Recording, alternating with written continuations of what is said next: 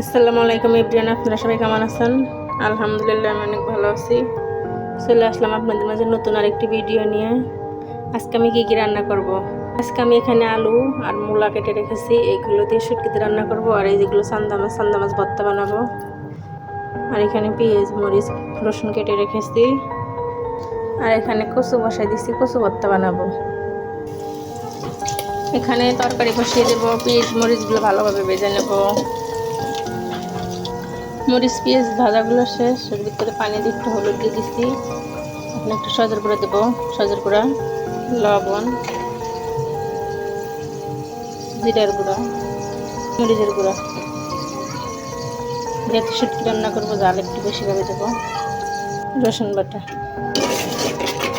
মশলাটা ভালোভাবে কষিয়ে নেবো। কষিয়ে ভিতরে শুটকি দিয়ে দেবো। এদিকে আমার কচুটা সিদ্ধ হয়ে গেছে। কচুর ভিতরে এখানে কাঁচামরিচ দিয়েছি কেটে, পেঁয়াজ দিয়েছি, হলুদের গুঁড়া দিয়েছি অল্প একটু, রসুন বাটা দিয়েছি একটু। যেহেতু এটা ভর্তা বানাবো তাই এর ভিতরে কোনো মাছ দিইনি আমি, বা শুটকিও দিই নাই। মশলাটা কষানো শেষ, এর ভিতরে শুটকি দিয়ে দিলাম। শুটকিটা একটু ভালোভাবে কষিয়ে নেব। কচুটা সিদ্ধ হয়ে গেছে, একটু কষিয়ে নেব ভালোভাবে। আমার মশলাটা কষানো শেষ, শুটকি দিয়ে এখন এর ভিতরে তরকারি ডালে দেবো। তরকারি দিয়ে দিচ্ছি, এখন ভালোভাবে কষিয়ে নেব। এদিকে আমি কচুটা বাগার দিয়ে দেবো। একটা জিরা দিচ্ছি, 2টা তেজপাতা। যেহেতু কচুটা অল্প তাই আমি সব কিছু অল্প অল্প করে দিচ্ছি। এদিকে আমি তরকারি কষাইতেছি। এদিকে আমার একটা ভাজা হয়ে গেছে, এখন কচুর ভিতরে দিয়ে দেবো।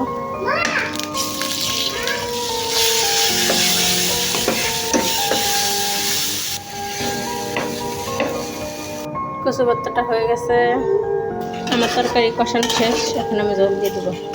জল দিয়ে দিছি, তরকারিটা হয়ে গেছে।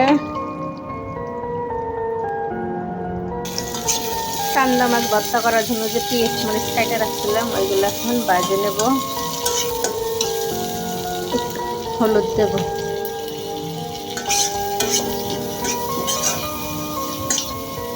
এর সাথে আমার রসুনও দিয়ে দিচ্ছি। আমার পেঁয়াজ মরিচগুলো ভাজা শেষ, রসুনের কোয়াগুলো সিদ্ধ হয়ে গেছে, নামিয়ে নিয়েছি। মাছগুলো দিয়ে দিচ্ছি, একটু হলুদ দিচ্ছি, ভালোভাবে ভেজে নেবো। এটা মাছের হলুদটা ঠিকই আছে, কিছুক্ষণের ভিতরে সাদা সাদা দেখা যাইতেছে। মাছটা প্রায় ভাজা হয়ে গেছে।